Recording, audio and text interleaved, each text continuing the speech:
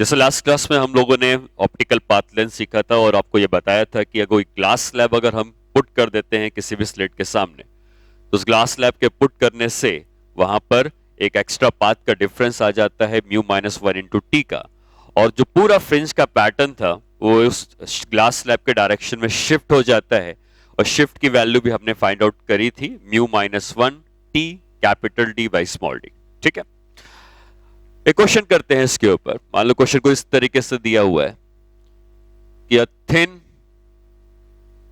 Glass slab of mu is equal to 1.5 is put in front of one of the slits, and the intensity at the center of the screen becomes minimum। ठीक है, हमने glass slab को put किया है किसी एक slit के सामने और ऐसा बताया गया कि जो सेंटर होता है, ज्योमेट्रिक सेंटर जो स्क्रीन का होता है, वहां की इंटेंसिटी मिनिमम हो गई। Find the minimum thickness of the glass slab given lambda is equal to 1000 angstrom. ठीक है, तो वाईडीएससी जिस वेवलेंथ से किया गया है उसकी वेवलेंथ 1000 एंगस्ट्रॉम है। जब हम लोग ग्लास स्लैब नहीं लगाते हैं तो हमको पता है कि जो स्क्रीन का सेंटर होता है ये S1 की स्लिट है, ये S2 की स्लिट है, और हमको पता है कि स्क्रीन का जो सेंटर होता है वहां पे सेंट्रल मैक्सिमा बनता है, फिर फर्स्ट मैक्सिमा, सेकंड मैक्सिमा, ऐसे बनता है। तो जो स्क्रीन का सेंटर है वहां की इंटेंसिटी मैक्सिमम होती है अगर ग्लास स्लैब नहीं लगाते। लेकिन मान लो अगर ग्लास स्लैब हमने इस जगह लगा दिया तो आपको पता है कि ये पूरा पैटर्न ऊपर की तरफ शिफ्ट हो जाता है, और पूरा पैटर्न को ऊपर की तरफ शिफ्ट करना है और ऐसा शिफ्ट करना है कि अब इस पॉइंट की इंटेंसिटी मैक्सिमम से मिनिमम हो जाए। तो ये जो पॉइंट आपको दिख रहा है, अगर ये शिफ्ट होके इधर चला जाए, क्योंकि पूरा पैटर्न शिफ्ट होना है, तो पूरा पैटर्न शिफ्ट होना है तो ये वाला पॉइंट शिफ्ट होकर अगर यहां पहुंच जाएगा तो इंटेंसिटी जो स्क्रीन के सेंटर की है मिनिमम हो जाएगी।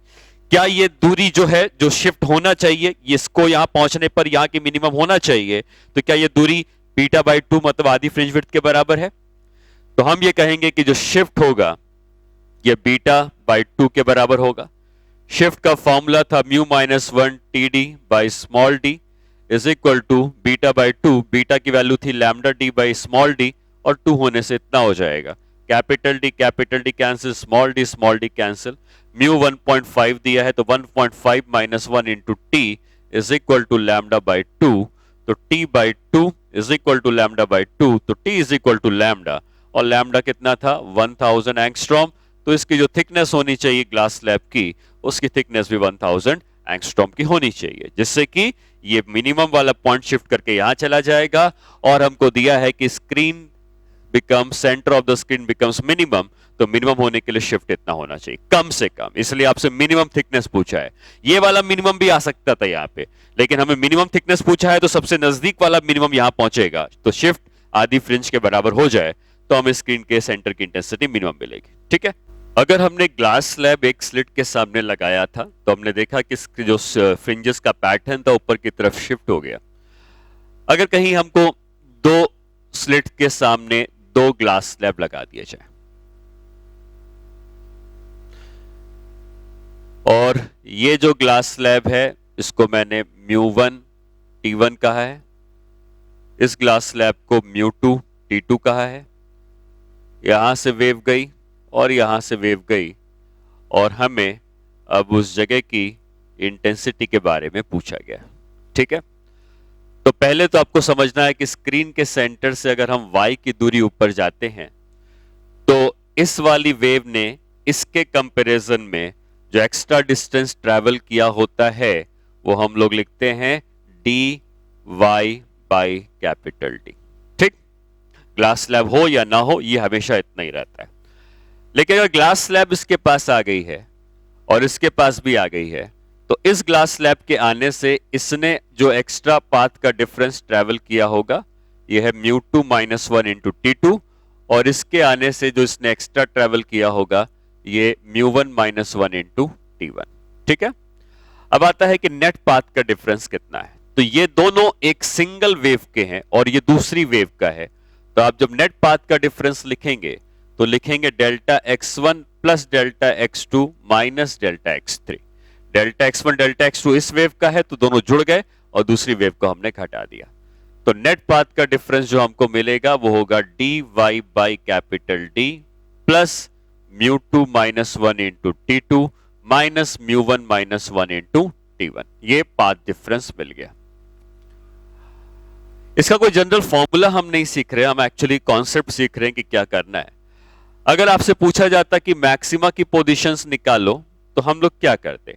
मैक्सिमा की पोजीशन को निकालने के लिए ये जो पार्ट डिफरेंस आया था इसको n लैम्डा कर देते, n को 0 1 2 3 पुट करते जाते, जहां पे n को 0 पुट करते वहां पे जो वैल्यू आती, किसकी वैल्यू? y। हमें डेल्टा x की वैल्यू इतनी आई है और इसको हम n लैम्डा के बराबर करेंगे।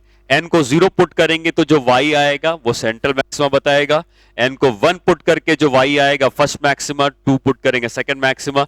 इस तरीके से डिफरेंट मैक्सिमास की पोजीशन यहां पर निकाल सकते हैं। वैसे ही अगर आपको मिनिमा निकालना होता तो सेम कॉन्सेप्ट रहता, इस पार्ट डिफरेंस को हम लिखते 2n minus 1 upon 2 lambda. n की वैल्यू 1 से स्टार्ट होती, 1 2 3 ऐसे पुट करते जाते और n की डिफरेंट वैल्यूज को पुट करने के बाद y की जो डिफरेंट वैल्यूज आती वो अगेन हमको बताती कि मिनिमा कहां कहां पर बन रहे हैं। ठीक है, ग्लास स्लैब के पुट करने से जो फ्रिंज विड्थ होती है इसमें कोई चेंज नहीं आता है। फ्रिंज विड्थ जो थी वो अभी भी आपको सेम मिलेगी जो आपने वहां पे निकाली थी, कोई भी डिफरेंस नहीं आएगा। ठीक है, और अगर आपसे मैं पूछता कि शिफ्ट क्या है तो शिफ्ट हम सेम लॉजिक से निकाल सकते हैं और वो आ जाएगा μ2 minus 1 into T2 μ1 minus 1 into T1 d by small d। ठीक है, तो जो शिफ्ट पहले होता था वो शिफ्ट में क्योंकि दो स्लिट्स आ गई हैं तो दो स्लिट्स आने के कारण जो शिफ्ट आपको टोटल मिलेगा, एक मिनट, ये μ1 माइनस 1 ये इधर जाएगा, ये दूसरे साइड जाएगा, तो सॉरी ये μ1 minus 1 into T1 minus μ2 minus 1 into T2 into capital D by small d। जब एक स्लिट होती थी तो खाली ये आता था μ minus 1 TD by small d, और जब दो स्लिट्स होंगी तो आप इस फॉर्मूले को यूज करके शिफ्ट निकाल सकते हो। और बाकी शिफ्ट अगर मिल गया तो आपको पता है कि सेंट्रल मैक्सिमा जो सेंटर में बनता था अब वो शिफ्ट होके इतना ऊपर चला गया होगा। ठीक है, जो फर्स्ट मैक्सिमा मिलता था lambda D by small D में वो भी इतने से ऊपर चला जाएगा। सेकंड मैक्सिमा जो बनता था 2 lambda D by small D में वो भी इतने अमाउंट से शिफ्ट हो जाएगा। मतलब पूरा जो पैटर्न है ये पूरा फ्रिंज का पैटर्न इतने अमाउंट से शिफ्ट हो जाएगा। ठीक है, नेक्स्ट हम लोग ये सीखते हैं कि अगर दो सोर्सेस जो हम लोग ले रहे हैं वो दो सोर्सेस या दो स्लिट्स जो हम लोग लेते हैं इसको हम लोग रेक्टेंगुलर स्लिट्स कहते हैं। ठीक है, तो फ्रिंज का जो पैटर्न बनता है, ठीक है, वो कैसा बनता है?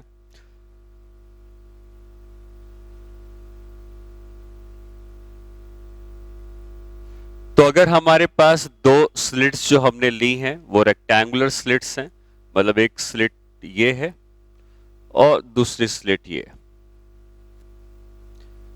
ठीक है, इसको S1 की स्लिट कहते हैं, इसको S2 की स्लिट कहते हैं, और सामने जो होती है वो स्क्रीन रखी होती है।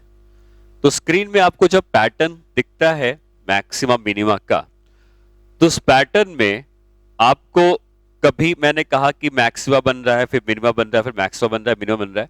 मैक्सिमा का मतलब उस पॉइंट की ब्राइटनेस या इंटेंसिटी बहुत ज्यादा होगी तो उसको हम सेंट्रल मैक्सिमा कह रहे हैं, और जैसे जैसे हम सेंटर से ऊपर चलते जा रहे हैं ब्राइटनेस धीरे धीरे कम होती जा रही है, और जैसे ही हम फर्स्ट मिनिमा पहुंचेंगे वो पॉइंट फर्स्ट मिनिमा पे पहुंचने के बाद उसकी ब्राइटनेस 0 हो जाएगी या वो बहुत ही कम हो जाएगी, उसको कंप्लीटली डार्क पॉइंट कहेंगे।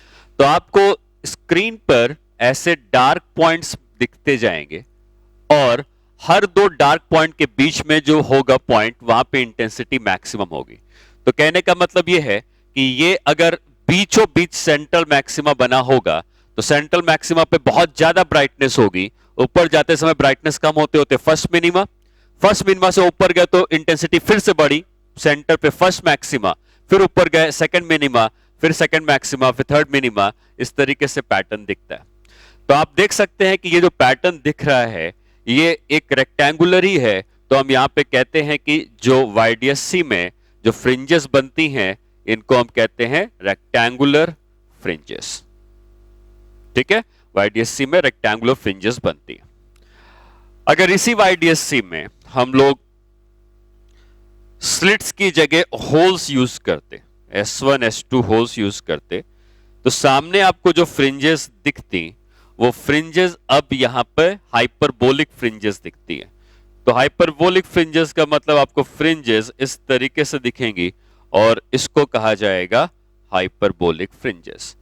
तो आपको बस ये याद रखना, अब इसकी मैथमेटिकल एनालिसिस हमारे सिलेबस में नहीं है। बस आपसे अगर ये पूछा जाता है कि YDSC में अगर जो स्लिट्स यूज कर रहे हैं वो एक पॉइंट होल्स होंगे तो जो फ्रिंजेस बनेंगी वो हाइपरबोलिक फ्रिंजेस बनती हैं।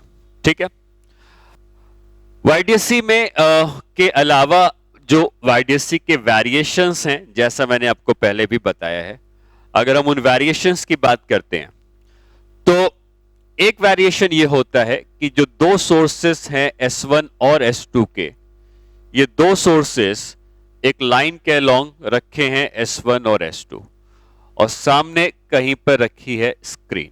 तो अभी YDSC में क्या होता था कि S1 S2 स्क्रीन के पैरेलल रखे होते थे, बट यहां पे S1 S2 स्क्रीन के परपेंडिकुलर रखे हैं।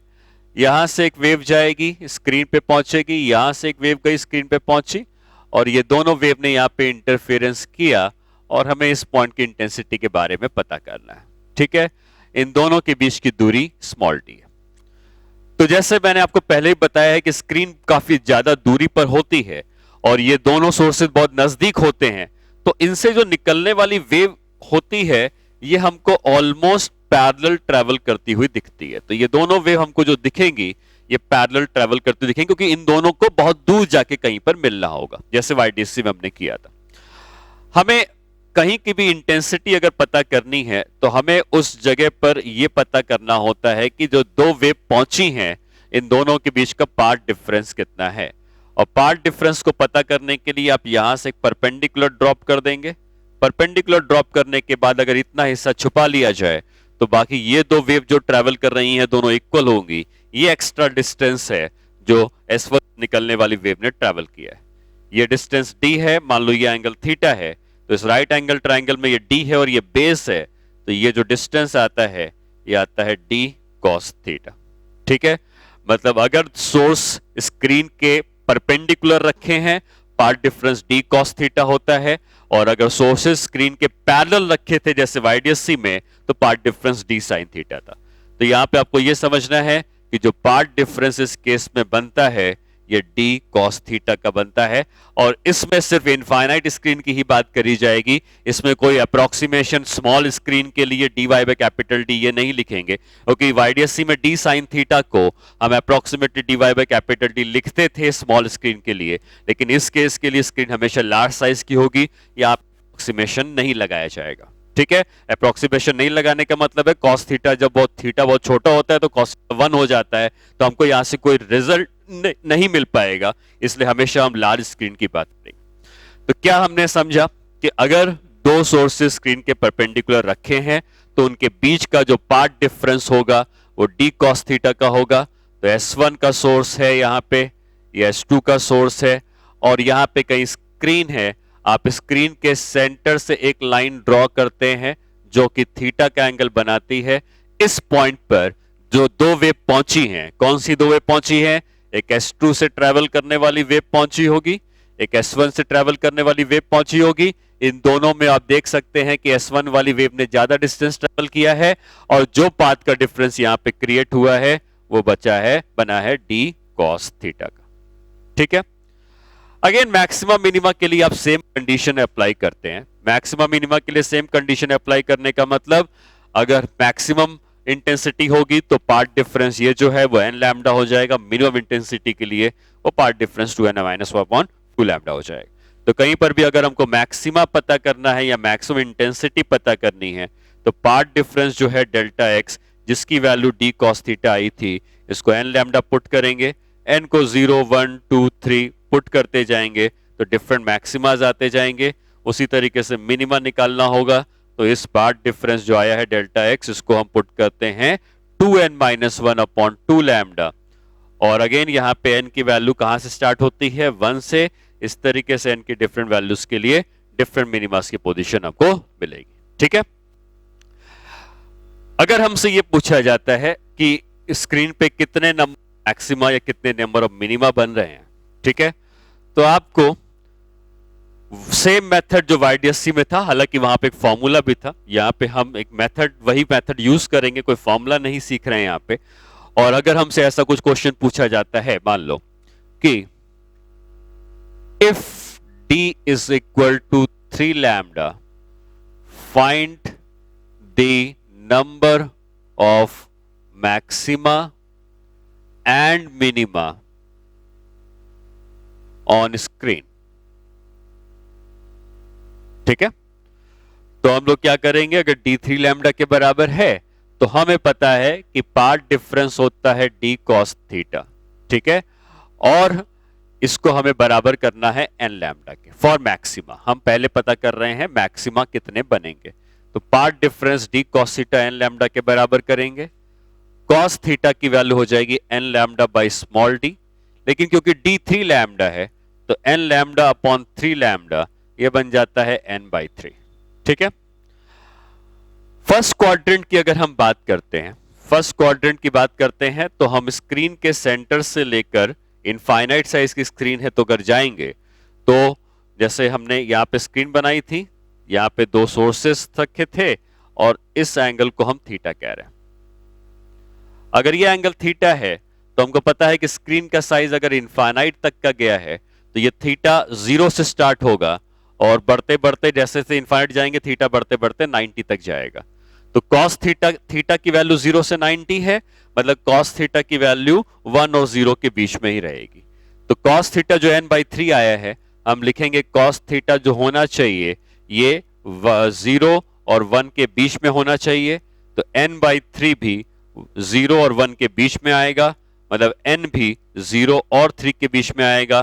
तो n क्योंकि इंटीजर है, 0 1 2 3, ये चार वैल्यूज n की आई। ठीक है, यहां पे एक चीज उल्टी होती है, वहां पे n is equal to 0 central maxima होता था, यहां पे ऐसा नहीं है। यहां पे n इज इक्वल टू 0 क्योंकि वहां पे साइन थीटा था, यहां कॉस थीटा है। यहां पे n को 0 पुट करोगे तो वो सेंटर पे नहीं बल्कि इनफाइनाइट सबसे दूर बनेगा, और सबसे नजदीक जो बनेगा वो 3 बनेगा। कैसे, आप चेक कर सकते हैं। अगर मैं n को 3 पुट कर देता हूं यहां पे, तो cos थीटा की वैल्यू 3 बाई 3 1 हो गई, और cos थीटा 1 मतलब थीटा 0। थीटा 0 मतलब centre of the screen, centre of the screen पे थर्ड बनेगा, उसके ऊपर 2 बनेगा, 1 बनेगा, 0 बनेगा, मतलब ऑर्डर उल्टा हो गया। YDSC में 0 1 2 3 होता था, यहां पे 3 2 1 0 ऐसा बन रहा होगा। ठीक है, तो मैक्सिमा की अगर हम बात करते हैं तो मैक्सिमा यहां पे n इज इक्वल टू 3 वाला मैक्सिमा, फिर 2 वाला मैक्सिमा, फिर 1 वाला मैक्सिमा, और कहीं इंफिनिटी पे जाके यहां पे 0 वाला मैक्सिमा बनेगा। तो ये चार मैक्सिमा ऊपर बनते हैं। जैसे ही चार मैक्सिमा ऊपर बनते हैं, चार मिनिमा नीचे भी बनने चाहिए, सॉरी चार मैक्सिमा नीचे भी बनने चाहिए। n is equal to 1, n is equal to 0, ये भी इंफिनिटी पे बन रहा होगा। ठीक है, तो टोटल नंबर ऑफ मैक्सिमा कितने हो गए, 3 ऊपर 3 नीचे एक सेंटर में, तो टोटल नंबर ऑफ मैक्सिमा हम कह सकते हैं 7 मैक्सिमा बनेगा। ठीक है, आप मिनिमा अगर निकालना चाहते हो तो मेथड मिनिमा का कैसे होता, मिनिमा का मेथड ये कहता कि जो पार्ट डिफरेंस आया है d cos थीटा, ये होना चाहिए था 2n माइनस 1 अपॉन 2 लैम्डा। ठीक है, तो cos थीटा की वैल्यू कितनी हो गई, 2n minus 1 by 2 lambda by d। लेकिन क्योंकि d हमको दिया हुआ है 3 लैम्डा, तो d को अगर हम 3 लैम्डा पुट करेंगे तो ये हो जाएगा 2n minus 1 upon 6। cos theta की वैल्यू किसके बीच में लाई करेगी, 0 से लेके 1, तो 2n माइनस 1 अपॉन 6 की वैल्यू भी लाई करेगी 0 से लेके 1, तो 2n माइनस 1 लाई करेगा 6, 0 इंटू 6 0 होगा, और 6 यहां मल्टीप्लाई करो 6 हो जाएगा। अब हम -1 को इधर भेजेंगे तो +1, -1 को इधर भेजेंगे तो +1, डिवाइड कर देंगे 2 से तो ये हो जाएगा 0.5 और ये हो जाएगा 3.5। मतलब n की इंटीजर वैल्यू कौन कौन सी होंगी, 1 2 एंड 3, 0.5 से बड़ा इंटीजर 1 है, 3.5 से छोटा इंटीजर 3 है, तो 3 यहां पर आपको मिनिमम मिल रहा है। 3 मिनिमम मिल रहे हैं, मतलब आपको यहां पे एक मिनिमम मिलेगा, यहां एक मिनिमम मिलेगा, यहां एक मिनिमम मिलेगा। सिमिलरली नीचे भी सेम पैटर्न होगा और 3 मिनिमम आपको नीचे मिलेंगे। तो आप ये कह सकते हो कि हर दो मैक्सिमा के बीच में एक मिनिमम होना चाहिए था, और ऐसे भी कैलकुलेशन से भी निकाल सकते हो, और हर दो मैक्सिमा के बीच में मिनिमम होना चाहिए था वैसे भी निकाल सकते हैं, और कह सकते हैं कि इस पूरी स्क्रीन में जो नंबर ऑफ मिनिमा होंगे वो 6 होंगे। ठीक है, तो इस तरीके से आप नंबर ऑफ मैक्सिमा और नंबर ऑफ मिनिमा इस स्क्रीन में कितने बनते हैं वो फाइंड आउट कर सकते हैं। ठीक है,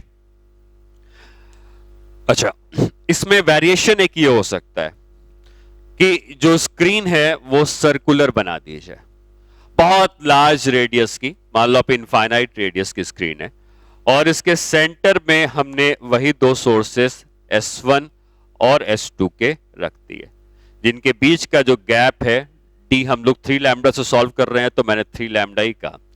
और आपसे पूछूंगा कि इन find the maxima and minima on the large circular screen. ठीक है, तो आपको यह समझना है कि स्क्रीन सर्कुलर होने से कोई फर्क नहीं पड़ना है। आप इस सर्कुलर स्क्रीन को 4 हिस्सों में बांट देंगे, और जो पहला हिस्सा दिख रहा है, क्योंकि अगर हम कहीं भी जाते हैं तो इस एंगल को हम थीटा कहते थे, तो आपको दिख रहा है कि पहले हिस्सा में थीटा 0 से लेकर 90 के बीच में वेरी कर सकता है, और ये वही फर्स्ट क्वाड्रेंट है स्क्रीन का जो हमने पिछले क्वेश्चन में किया था। बस पिछले क्वेश्चन में स्क्रीन स्ट्रेट थी तो आपको इस तरीके से मिल रहा था, वही स्क्रीन सर्कुलर हो गई है तो आपको इसी तरीके से पैटर्न मिलेगा। मतलब आप ये कह सकते हो कि यहां पर आप वर्किंग वैसे ही करोगे, फिर कहोगे कि n इज इक्वल टू 3 वाला यहां मिला है, n इज इक्वल टू 2 वाला मैक्सिमा यहां, n इज इक्वल टू 1 वाला यहां, और n इज इक्वल टू 0 वाला यहां। तो ये 4 मैक्सिमा आपको दिख रहे हैं। उसी तरीके से जैसे ओपन पैटर्न है वैसे नीचे भी पैटर्न होगा, n is equal to 2, n is equal to 1 and n is equal to 0, ये मैक्सिमा होगा। सेम पैटर्न इधर होगा, n is equal to 1, n is equal to 2 and n is equal to 0, sorry 3, गलत कर दिया, 1 2 और 3, और यहां पर भी n is equal to 2, n is equal to 1 और n इज इक्वल टू 0। ठीक है, तो कितने मैक्सिमा मिलते हैं? 2 2 बीच में आते हैं तो 8 हो गए, और 4 इधर आते हैं तो 12 हो गए। तो ऐसे केसेस में जो नंबर ऑफ मैक्सिमा होंगे वो कितने हो गए? 12। हर दो मैक्सिमा के बीच में आपको एक मिनिमा बनाना है, तो मिनिमा कहां बनेगा? एक इधर बनेगा, 1 2 3। अगर यहां पे 3 है तो ऑब्वियसली यहां भी 3 होंगे, 1 2 3, फिर यहां पे 3 1 2 3, और यहां पे 3 1 2 3। तो आप ये कह सकते हो कि इस केस में जो नंबर ऑफ मिनिमा बन रहे होंगे वो 12 बन रहे होंगे, हर दो मैक्सिमा के बीच में मिनिमा। मतलब अगर स्क्रीन सर्कुलर हो जाएगी तो वर्किंग में फर्क नहीं पड़ेगा, आप नंबर ऑफ मैक्सिमा वैसे ही निकालोगे, नंबर ऑफ मिनिमा वैसे ही निकालोगे, और आपको सिर्फ ये समझना है कि जो स्क्रीन स्ट्रेट थी वो सर्कुलर हो गई है। तो स्ट्रेट स्क्रीन में 3 सेंटर पे था, 0 इंफिनिटी पे था, इंफिनिटी का मतलब 90 डिग्री, तो 90 डिग्री के एंगल पे 0 बन रहा था, ये स्क्रीन के सेंटर पे 3 बन रहा था, तो 3 2 1 0, फिर 1 2 3, क्योंकि जैसा पैटर्न इधर दिखेगा सेम आपको दूसरे साइड भी दिखेगा, क्योंकि जैसे वे इधर जाएंगी वैसे वे इधर भी जाएंगी, तो आपको सेम पैटर्न दोनों साइड दिखता है, और नंबर ऑफ मैक्सिमा और मिनिमा कैलकुलेट कर सकते हैं। ठीक है, अब इसमें स्क्रीन में जैसे फ्रिंजेस के पैटर्न हमने सीखे थे, इस केस में जो फ्रिंजेस बनती हैं वो कैसे बनती हैं उसको समझ लेते हैं। अगर सोर्सेस आपके एक लाइन के अलॉन्ग रखे हैं S1 S2 के, और स्क्रीन कहीं यहां पर है, तो 3 डायमेंशनली स्क्रीन कुछ इस तरीके की होगी। ठीक है, और ये तो यहां पे जो फ्रिंजेस बनती हैं ये सर्कुलर फ्रिंजेस बनती हैं। ठीक है, तो जैसे यहां से अगर कोई वेव गई इधर और वेव गई इधर, तो ये दोनों वेव ने जितना डिफरेंस यहां पे बनाया होगा उतना इस सर्कल के हर पॉइंट पे उतना ही पार्ट डिफरेंस बनाया होगा। तो मतलब उस सर्कल के हर पॉइंट पे पार्ट डिफरेंस फिक्स है, तो इंटेंसिटी फिक्स है, और सेम इंटेंसिटी वाले पॉइंट को अगर हम जोड़ते हैं तो सर्कुलर बनता है। तो यहां पर हमें याद रखना है कि जो फ्रिंजेस बनेंगी ये फ्रिंजेस सर्कुलर शेप की बनती है। ठीक है, तो वाईडीएससी में जहां पे स्लिट्स रेक्टेंगुलर थी तो रेक्टेंगुलर फ्रिंजेस बनती थी। अगर वाईडीएससी में हमने रेक्टेंगुलर स्लिट्स की जगह पॉइंट होल बना दिया है तो वही स्लिट्स वही जो फ्रिंजेस होती थी वो हाइपरबोलिक हो जाती थी। और इस केस में अगर हमने सोर्सेस यहाँ पे रखे S1 S2 के तो जो फ्रिंजेस बनती हैं वो सर्कुलर बनती है। हालांकि आप ये जरूर कह सकते हो कि ये पूरा फर्स्ट मैक्सिमा होना चाहिए, बट हम ये कहते हैं कि सेंटर के ऊपर वाला फर्स्ट मैक्सिमा इधर है, या सेकंड मैक्सिमा या थर्ड मैक्सिमा जो भी है, इसको सेंटर के ऊपर वाला, इसको सेंटर का नीचे वाला कहा जाता है। तो हम उसको अलग अलग कहते हैं, लेकिन हालांकि देखा जाए तो ये पूरा का पूरा एक सिंगल मैक्सिमा होता है, लेकिन क्या काउंटिंग करते समय हम दोनों को अलग अलग मैक्सिमा या मिनिमा काउंट करेंगे। ठीक है, इस चैप्टर में हम जब भी सोर्सेस की बात करते हैं तो हम उन सोर्सेस को हमेशा क्रोमैटिक सोर्स कहते हैं। अब क्रोमैटिक सोर्स वो सोर्सेस होते हैं जिनके बीच में जो फेज का डिफरेंस है वो हमेशा कांस्टेंट रहेगा। मतलब पहले सोर्स ने एक वेव भेजी, दूसरे सोर्स ने एक वेव भेजी, तो इन दोनों वेव के बीच में जो फेज का डिफरेंस है ये हमेशा कांस्टेंट अगर रहता है तो हम उनको कोहेरेंट सोर्सेस कहते हैं। बट प्रैक्टिकली आप दो सोर्सेस, दो बल्ब ले लें, आपने उनको आइडेंटिकल बनाया है, लेकिन उनसे निकलने वाली वेव जो होंगी, पहली वेव निकली, दूसरी वेव निकली, तो पहली वेव के बीच में जो फेज का डिफरेंस होगा और जो दूसरी वेव निकलेगी उनके बीच में जो फेज का डिफरेंस होगा ये कांस्टेंट नहीं होता है, तो हम उन दो सोर्सेस को कोहेरेंट नहीं कह सकते। ठीक है, तो सोर्सेस देखने में, बनाने में चाहे जितने आइडेंटिकल हो, लेकिन उनके बीच में जो वेव निकल रही हैं उनके बीच का फेज डिफरेंस हमेशा कांस्टेंट नहीं रहता है, तो उनको हम इनकोहेरेंट सोर्सेस कहते हैं।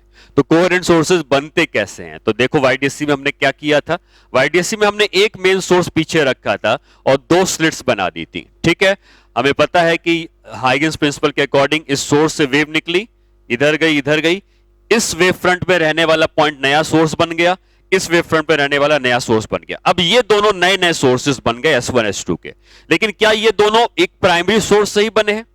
तो अब इसमें जो चेंज आएगा, दोनों में वही चेंज आएगा, तो इनका आपस का जब डिफरेंस कैलकुलेट किया जाएगा तो वो जीरो रहेगा, या उनके बीच का आपस में जो डिफरेंस होगा टाइम के संग वो चेंज नहीं होगा। ठीक है, तो कोहेरेंट सोर्सेस किसको कहते हैं? Sources which have constant phase difference are called coherent sources. ठीक है, two independent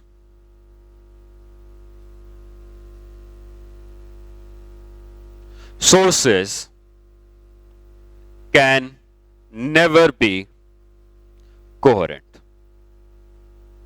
ठीक है, जैसे अगर हमने एक कैंडल ली और दूसरी कैंडल ली, यहां स्क्रीन रख दी, यहां से वेव गई, यहां से वेव गई, तो भाई यहां भी तो इंटरफेरेंस हो रहा है, लेकिन ये दोनों सोर्सेस जो हम लोग ले रहे हैं ये सोर्सेस कोहेरेंट नहीं है, क्योंकि ये दोनों अलग अलग इंडिपेंडेंट सोर्सेस हैं, तो ये कोहेरेंट नहीं है। और अगर कोहेरेंट सोर्सेस नहीं है तो आपको स्क्रीन पे इंटेंसिटी का पैटर्न नहीं दिखेगा। एक्चुअली ऐसा नहीं कि इंटरफेरेंस नहीं हो रहा है, इंटरफेरेंस अभी भी हो रहा है, लेकिन इनकी जो पहली वेव आई, फिर दूसरी आई, फिर तीसरी आई और चौथी आई, तो इसी पॉइंट पर सबका फेज डिफरेंस अलग अलग आएगा। तो हो सकता है कि कभी इनके बीच में फेज डिफरेंस इतना हो कि ये मैक्सिमम बन जाए, लेकिन अगली वेव आने से वो मिनिमम बन जाए। तो इसी पॉइंट पर आपको मैक्सिमम मिनिमम चेंज होता जाएगा, और वो इतनी तेजी से चेंज होगा कि हमारी आंखें उसको रीड नहीं कर पाएंगी। तो मान लो फ्रीक्वेंसी अगर 100 हर्ट्ज की, आपको पता है कि फ्रीक्वेंसी लाइट की कितनी होती है, ठीक है, तो फ्रीक्वेंसी अगर बहुत हाई है, मान लो सिर्फ 100 की ही होती, तो यहां पे 1 सेकंड में 100 बार चेंजेस होते और हमारी आंखें उसको रीड नहीं कर पाती। तो हमको ऐसा लगता कि वो एवरेज है, हमको चेंज नहीं पता चलता, हमको उस सारी इंटेंसिटी का एवरेज मिलता। और ये एवरेज सिर्फ यहां नहीं, हर जगह पर ऐसा ही हो रहा होता, तो हमको पूरी स्क्रीन पर एक सिंगल लाइट या सिंगल इंटेंसिटी दिखती और हमको वहां पर मैक्सिमम मिनिमम नहीं दिखता। अब वाईडीएससी को ऑब्जर्व करने के लिए हम क्या करते हैं, एक सोर्स ऑफ लाइट रखते हैं और यहां पे दो स्लिट्स बना देते हैं और फिर स्क्रीन रखते हैं। तो अब ये वेव जो यहां गई और यहां गई, ये दो नए सोर्सेस बन गए, इन दोनों से रिलेट गई, यहां पे आपको YDSC ऑब्जर्व होगा और यहां पे आपको मैक्सिमम मिनिमा दिखेगा। क्यों? क्योंकि ये S1 S2 जो सोर्स बने हैं ये कोहेरेंट सोर्सेस हैं, क्योंकि ये एक ही सोर्स से निकाले गए हैं, ये अलग अलग सोर्सेस नहीं थे। तो इसने ही इसको बनाया है, इसने ही इसको बनाया है, तो इनके बीच का जो फेज डिफरेंस होगा वो हमेशा फिक्स रहेगा, ये टाइम के संग चेंज नहीं होगा। ठीक है, तो ये दोनों S1 S2 कोहेरेंट हैं, लेकिन ये दोनों जो सोर्सेस हैं वो इनकोहेरेंट है। तो जब सोर्सेस कोहेरेंट होते हैं तभी हम लोग इंटेंसिटी का formula I1 plus I2 plus 2 root I1 I2 cos phi use करते हैं। अगर sources are incoherent, if sources are incoherent, then the intensity at all the points on the screen will be same and is equal to average intensity. ठीक है, अब average intensity कैसे निकालनी है आपको? इंटेंसिटी का जो जनरल फॉर्मूला था I1 plus I2 plus 2 root I1 root I2 cos phi, अगर हम इसकी एवरेज वैल्यू निकालेंगे तो I1 का एवरेज I1 ही होगा, I2 का एवरेज I2 होगा। ये जो phi दिख रहा है ये 0 से लेकर 360 के बीच में जाता है, और cos phi की एवरेज वैल्यू अगर आप निकालोगे तो 0 आ जाएगी। तो आपको याद रखना है कि ऐसे केसेस में इंटेंसिटी I1 प्लस I2 के बराबर दिखेगी। ठीक है, तो अगर सोर्सेस इनकोहेरेंट हैं तो आपको स्क्रीन के हर पॉइंट पे इंटेंसिटी I1 प्लस I2 के बराबर दिखेगी।